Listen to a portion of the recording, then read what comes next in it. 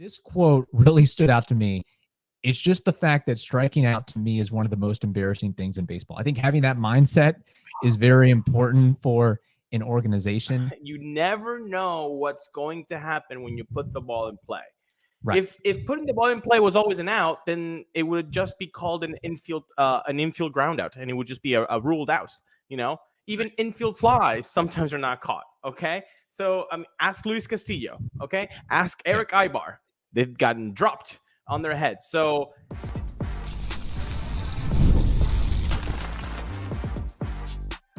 you are Locked On Rays, your daily Tampa Bay Rays podcast, part of the Locked On Podcast Network, your team every day. Welcome into Locked On Rays, your daily podcast covering everything Tampa Bay Rays, from game analysis to player interviews. We've got you covered with all the latest news and insights. My name is Kevin Weiss. I'm Ulysses Zambrano, bringing you expert analysis and passionate discussions about our beloved Rays. Whether you're a diehard fan who vividly remembers Longo's Game 162 just like us, or you remember the early Devil Ray days of Wade Boggs and Carl Crawford, we are here to break down every play, every trade, and every milestone. In fact, this is our 6th season covering the Rays daily. In every season up till 2024, they've gone to the playoffs, but you can still grab your favorite Rays gear, settle in, and subscribe to our Locked On Rays YouTube channel and other podcast platforms. You can also find us on X and Instagram at Locked On Rays. This episode is brought to you by Prize Picks. Download the app today and use code LOCKEDONMLB to win $50 instantly when you play your first $5 lineup. Prize Picks. Run your game. All right, on today's episode, Friday episode, and maybe something we'll continue to work in the off season. I actually stole this idea from another Locked On Baseball podcast and thought, hey, it's the off season. Why not? Let's try it out. Let's see how it goes. Put it in the comments if you like it or don't like it. Our best and worst from the week as far as baseball goes. Something good that we saw, something bad that we saw or encountered, and we'll kind of try to do a switcheroo each and every week. I'll talk about the best thing I encountered this week, and Ulysses will talk about something he encountered that wasn't so good from this week. So without further ado, let's get into it. Best of the week for me, what I want to highlight and underscore, and actually a friend of the pod, we've had him on the pod months and months ago, as I try to use my British English accent. I don't know why. It's been a long week, so I'm chomping at the bit here. Tre Morgan. I like it. I think it goes well. Tre Morgan. Yeah, there we go. Yeah, let's try to do an entire episode in accents. See how I think we would lose. We would lose all of our UK audience, and we know we have some because we get those demographics, and we would lose them all. They'd be like, "This is horrible now." Yeah. Tangent side note: what I've heard and learned and encountered with television and movies is that British actors do a much better job of transitioning to an English accent or an American accent versus American actors transferring to a British accent. Because there's a lot of times I'll watch a show, I'll be like, I didn't know this guy was from the UK. Sounds like a Southern white dude. What's going on here?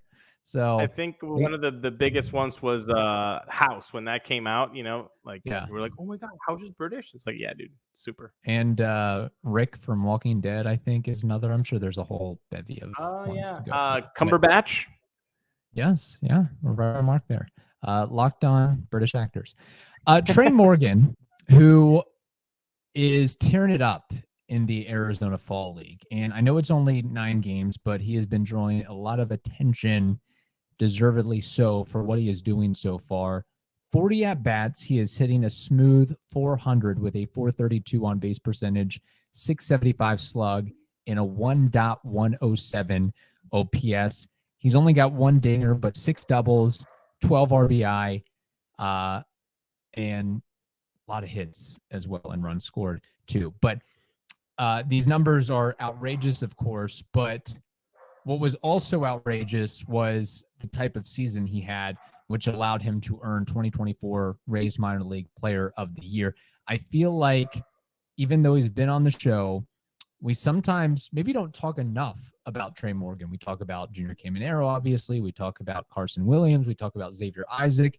We talk about some of these other guys. But Tre Morgan could be, and hopefully will be, a force to be reckoned with. The 22-year-old left-handed hitting first baseman across 3 levels of ball this year ended the season at Double-A. He went a combined 324, 408, 483 with 10 home runs and a 158 WRC plus and 437 plate appearances. What also has me salivating is the fact that he has an equal number of walks to strikeouts, 48 walks to 48 strikeouts. That's like, I don't know, an 11%, 11.5%, 12% strikeout rate. So I think this Tre Morgan kid could be an answer down the line for the Rays' offensive woes. Maybe not so much in the home run department. I think he's a more gap-to-gap hitter. But as far as not striking out or wasting at bat, protecting with 2 strikes, he is the type of guy that the Rays desperately need, because we've talked about a lot of offensive numbers that the Rays had this past season, woeful offensive numbers. And one that continues to stick out in my mind is the strikeouts across the board. And we touched on it with Brandon Lau's player review. The Rays were 6th in all of baseball in strikeouts. That is not a good thing, especially when you don't have the power to back it up. But a guy that is just a good all-around hitter, even if it is at a very offensive, demanding position like first base, I'm all for it. And I really hope he keeps this up, because this is the type of offense and balance and versatility offensively that we need. 100%. I mean, this guy is putting up numbers that you start to dream and wonder what could be. The issue with Tre is outside of his power-ish. It's that my man's blocked. He's blocked because Xavier Isaac is going to get all the spotlight and all the love. True. Because of the big power. He's a big power first baseman. Like, that's the prototypical way of covering that base. So he is a first baseman, Tre, but we've also talked about him on the show, transitioning also to be playing left field as well. He is playing left field currently as well. So maybe that's a way to get him in there. But regardless of how you slot him, this guy can hit, and he likes hitting. And there's no way that a guy that hits doesn't make his way into the lineup. Especially when his peers are not doing the job. So I know that his season ended in Double-A, and there's much, much more development to happen. I mean, I would think he's probably starting in either Double-A or I think he's starting the year in Double-A. Okay. Just because you don't want to rush him. And then with a graduation in AAA around, summertime, like June, July, let him then the rest. And then in 2026, he could really be a force to be reckoned there in spring training to see if he can make something happen. Yeah. You mentioned a good point there, possibly being blocked, not only by Xavier Isaac in the future, but you also have a present Brandon Lau and a present Yandy Diaz. But going down a couple years down the line, what is the complexion of that first base spot going to look like? Because another thing that Morgan has gotten high marks on is for his defense. So you hope that maybe he can learn another position and be fluid at that other position to be able to utilize him and deploy him to that effect. Or maybe they're okay with having Xavier Isaac be more of a DH guy. However they slice it, I would not mind a Tre Morgan batting before Xavier Isaac. Morgan's on first or second, and then Isaac hits it out of the park, because that is the good thing with Tre Morgan is I just think at 22 years old and coming from a very well-known college program at LSU, he won a national championship. I think that adds some buzz. Yep. He, to me, seems pretty refined, and he is a guy that I think will mesh well in the clubhouse when the time comes. And he's a guy that I read a recent article about him on Fangraphs, and he's changed.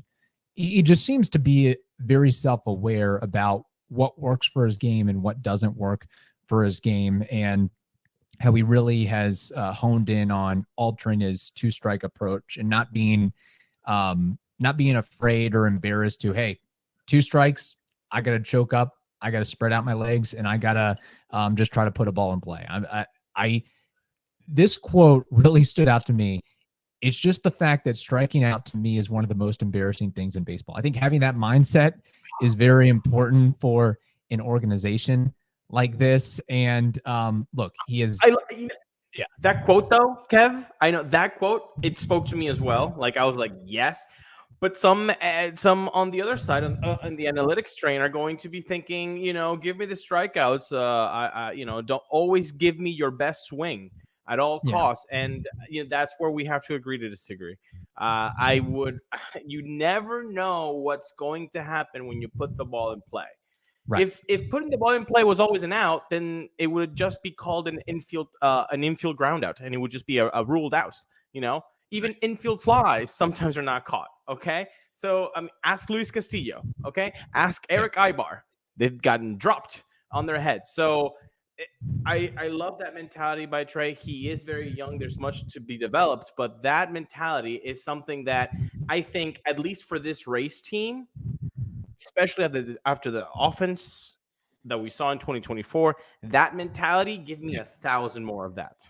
Yeah, and it may not, reach the highlights like a Junior Caminero 450-foot home run would, but just being able to have a solid 2-strike approach and work the pitcher down, make him work for those extra couple pitches, it can come back to help the team later on in the game or at some point. So I just want to notate that. But Tre Morgan, to me, and what people have said, again, you're looking at a guy, unless I don't even want to talk about bulking up and adding 15, 20 pounds of strength or something like that. But what I see for a ceiling-ish of him is like a James Loney type, where you're going to have a 280 batting average, you're not going to strike out very much, and you're going to get 15 to maybe 20 dingers. And that's the question that the Rays have to ask themselves: are they okay with that at first base? And when you have Xavier Isaac and some other guys in the fold, or do they maybe you're eventually going to have to whittle down some of these prospects and find some capable major league hitters. So he who knows, maybe he could be a trade candidate at the end of the day. The other thing too is Xavier Isaac is not a just like all these prospects. We don't want to be prospect hugging too much, but they are unknown quantities. So it is realistic that we look down 10, 15 years from now and say, Tre Morgan ended up having a better career than Xavier Isaac for one reason or another.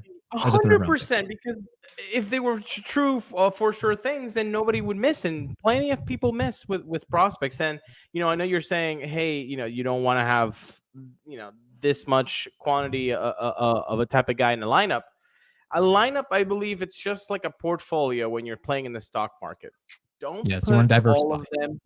Yeah, you got to diversify. You have to have different things in the lineup, and not everybody has to be, a bunch of homers, because then you're going to see a bunch of strikeouts, and then it's going to be tough to watch that type of offense. If not, ask 2016 Rays fans if that was fun. Hey, heck, ask the Phillies this year. They were doing that.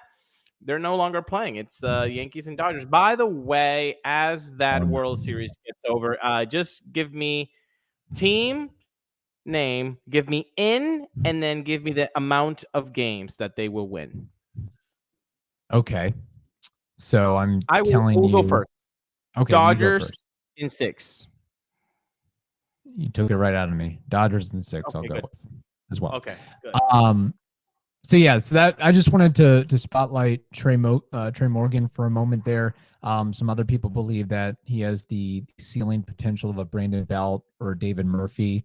Others compare him to G-Man Choi or Lamont Wade. I'm pretty much okay with all that because prospects are unknown quantities. Although I think some of those guys probably strike out too much compared to what I think Tre Morgan would do. But just wanted to give him a little bit of love there, and looking forward to see what he can do in 2025 and beyond. So if your prognostication that he starts the year in Double-A, you don't see him as a guy that will get any MLB action in 2025?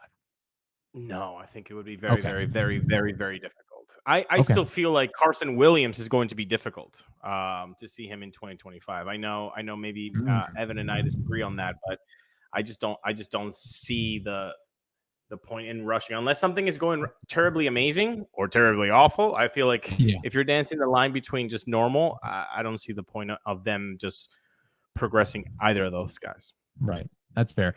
All right. We'll get to the worst of the week from Ulysses, but first we have to tell the audience something's very important, including Prize Picks. We have to tell you about Prize Picks. It is the best place to get real money sports action with over 10 million members and billions of dollars in awarded winnings. Prize Picks has made daily fantasy sports accessible to all. You just pick more or less on at least two players for a shot to win up to 100 times your cash. Run your game all season long on Prize Picks. It is really cool because they invented the flex play, which means you can still cash out if your lineup isn't perfect. You can double your money even if one of your picks doesn't hit. What's also cool is if you want to play Prize Picks alongside Drewski, Joe Budden, an MMA champ, Sean O'Malley, although he lost recently, you can now find what they call community plays under the promos tab of the Prize Picks app to view entries from some of the biggest names in the Prize Picks community each week. So download the app today and use code LOCKDOWNMLB to get $50 instantly after you play your first $5 lineup. So good, I'll repeat that sentence again. Download the app and use code LOCKEDONMLB to get $50 instantly after you play your first $5 lineup. That's Prize Picks. Run your game. Say it's the evening, you've come back from work, and you're just not feeling aligned enough. And you're like, it's the weekend. Weekend's coming. I got to feel better about it. You go to the joint. Maybe it's the weekend, and you're like, I'm not feeling that good about my body. Where should you go to the joint? No matter if it's the evenings, no matter if it's the weekend, guess what? The joint is open for you, and they are hassle-free. Okay, you don't have to deal with insurance, none of that. They have affordable pricing where you don't have to worry about that. And in fact, if you're a Rays fan and a Bucks fan, they've got a terrific deal for you. For just $19, you can get your first visit. So head over to Buccaneers.com under the contest and promotion section. Under the fans tab, download that offer, $19, and you're going to feel good, okay? A great deal for great fans. Head to thejoint.com to find your nearest Tampa area location today. All right, Ulysses, let's get to the worst of the week. What stood out to you in that department? What stood out to me was a TikTok video that was narrated by a guy who was in the Trop. And I don't know if this is going to be taken down if we put it on YouTube, but we're going to try anyway. This is what's it called? Like public use, I think. So. Educational purposes. If not, it has the @ of the TikToker right there. All right. I don't think it's been like licensed or anything. So I think the person posted it to have it reshared and spread about. I'm sounding like a boomer. Is it TikToker? Is it TikToker? I think that is. I am not on the TikTok. I've seen many a TikTok video but I'm actually not on the platform for various reasons. I mean, one is I just don't want to get sucked into that lifestyle. Right. I just I've got enough going on. We sound like a bunch of boomers right here. Yeah. Yeah. TikTokers. Let's see that. I've got a max of like 3 social media apps. That's my limit. I'm not no Snapchat, no TikTok, no whatchamacallit. I gotta limit myself at some point to the basics. You've gone incognito. I respect it. Same. Let's play the videotape.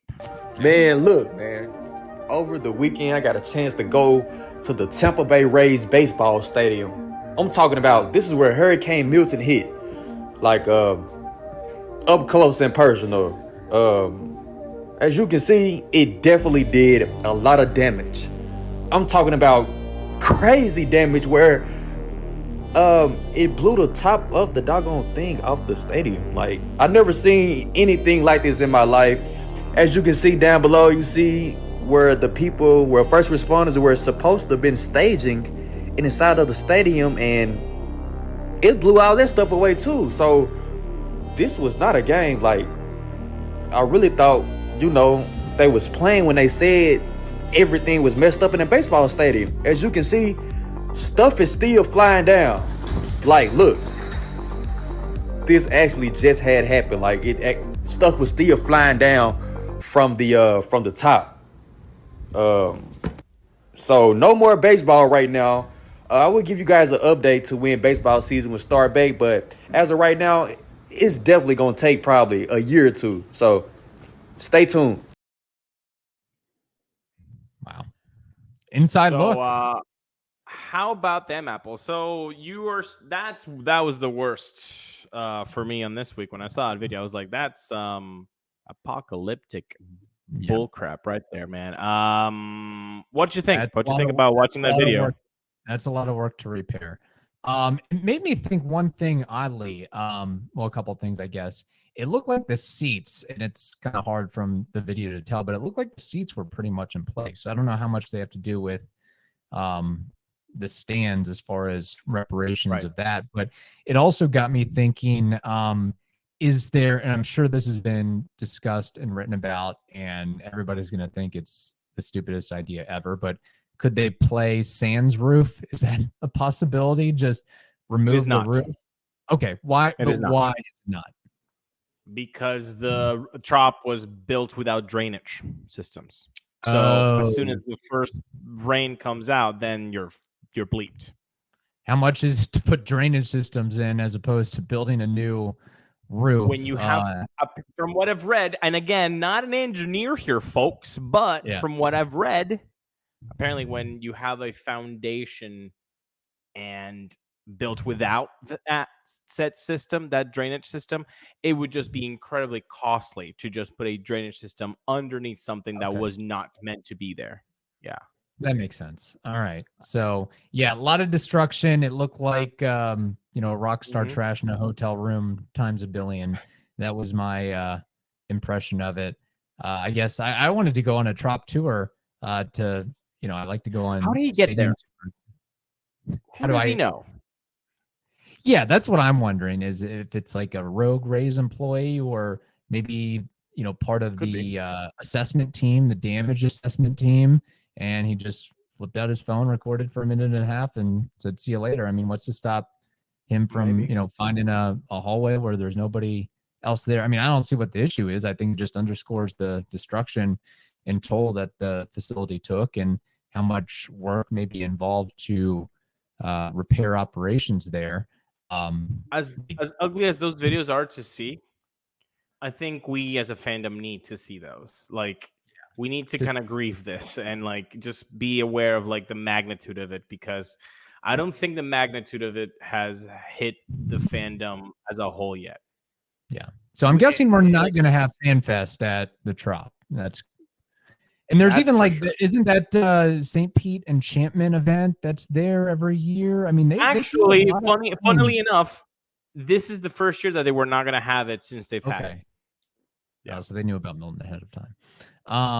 But yeah, no, it really sucks. And again, I know we're hammering the point here, but it's like, what are the Rays going to do? I think they've already moved their front office folks to an adjacent building to lease out of and work out of, which is, that's the easiest part. Just relocate your employees, move the computers.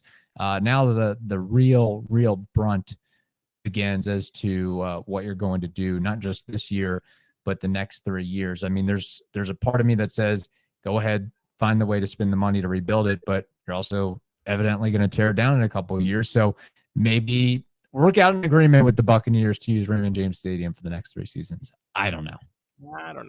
Apparently, Raymond James Stadium is no longer, or it wasn't an option. I liked it from you.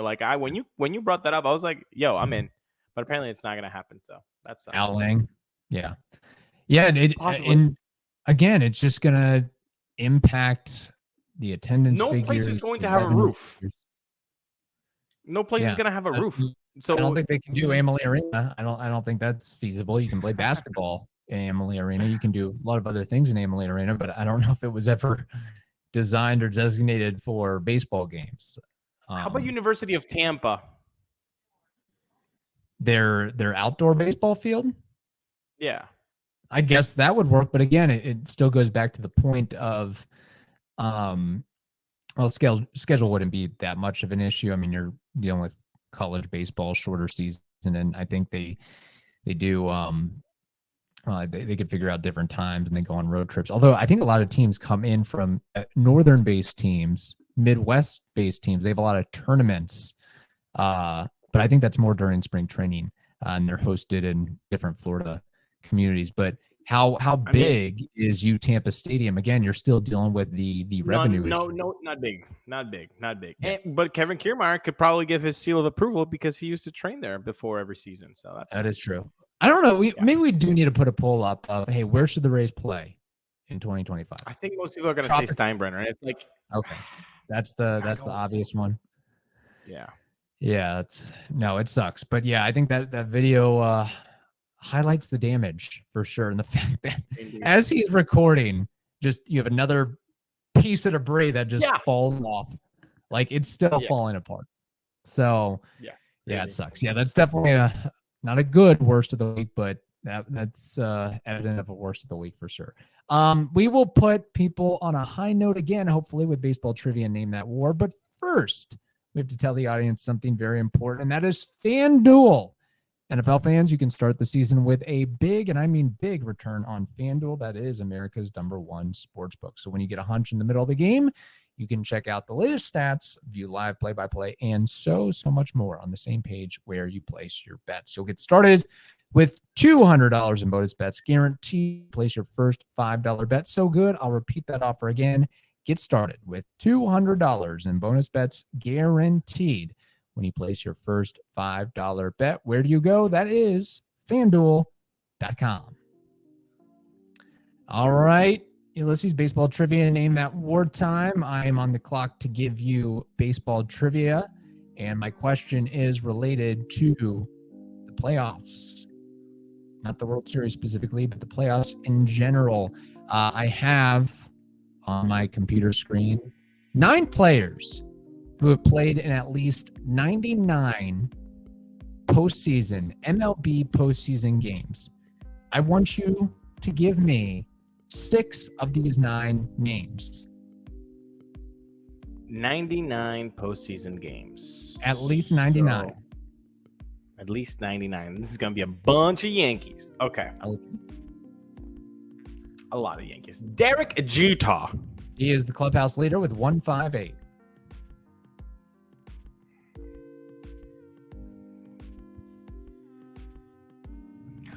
Jorge Posada. Do you have this list in front of you? He is number 2 with 125. Jose Altuve. Number 6 with 105. I need 3 more.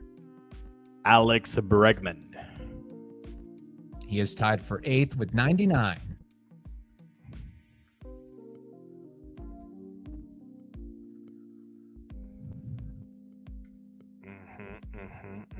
So we're looking at... I'm going recent because there's more series. We've basically seen all these guys play. We've seen all these guys play. A little more retired, I will acknowledge, but this is like from 1990s and above.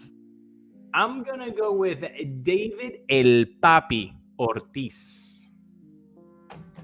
That is not the David I was looking for. Strike 1. Not the David I was looking for, he said.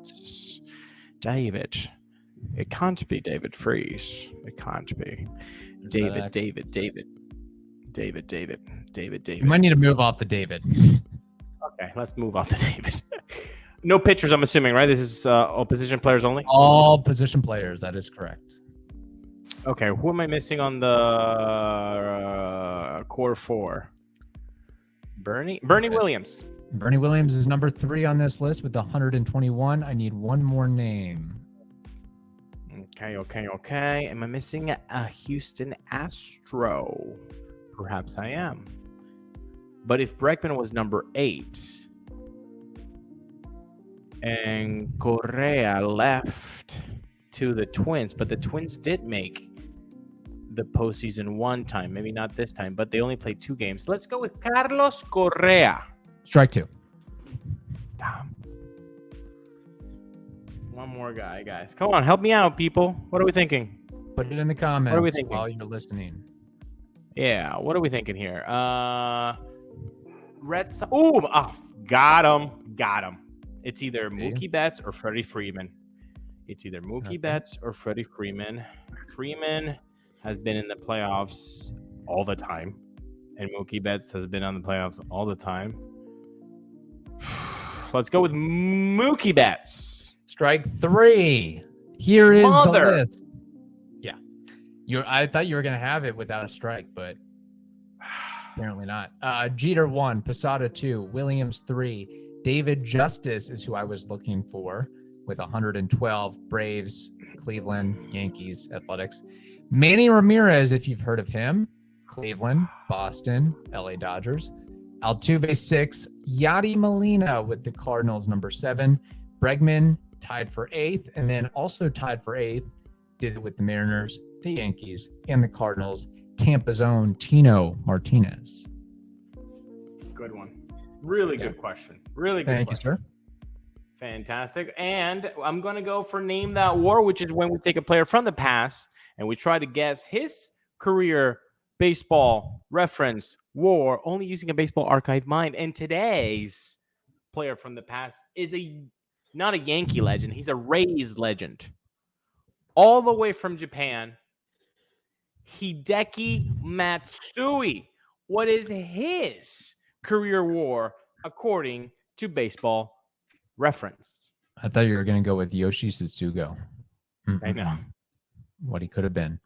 Or Aki Uemura. Hideki Matsui played at least a decade in the league. Majority of the damage with the Yankees.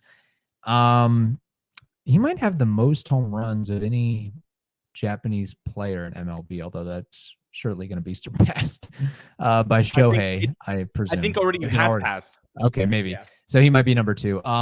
Matsui, I think he had around a career 275 batting average. I'm going to say I'm vacillating between 280 and 320 home runs. So I'll just split the difference. 300 home runs, a lot of RBIs, a lot of runs scored. I don't think he ever won a Gold Glove. But bottle all that up, I'm going to say he generated a career WAR of 26. Hands up, so I know you're not looking it up. 282 batting average, 360 on base, 462 slugging. That's an 822 OPS. You liked him for more home runs than he deserved. He usually was sitting around 20-ish home runs. 175 in his 10-year career. Right. A guy with 760 RBI, 1,253 hits. Pretty great career. World Series MVP, 2-time All-Star, and his career WAR, 21.2. Okay. I guess I oversold how many years played. I thought he played 12, 13, but he only played 10. So, yeah. But yeah, those first couple of years with the Yankees, I'm now pulling it up on Baseball Reference. Played every game. Nuts. 163 in his first year. Isn't that nuts? 163. That is. You're talking about getting 700 plate appearances. That's awesome. Yeah. And then he found the power stroke the next year after that. Very good. Ooh. So our trivia and war questions both revolved around the Yankees. I guess that's what we got to do when they're in the championship. There, I guess the propaganda this whole week has worked by MLB. Yes, and there'll probably be some propaganda for us on Monday with our Monday takeaways, weekend takeaways, because they would have played 2 World Series games by that point. Right, because Sunday they're off, so we should record on that day. Okay, I'm cool with that little inside baseball there. Yes. So we'll have some stuff to talk about with that. In the meantime, hope you all have a wonderful day. Stay safe, and we will talk to you one day.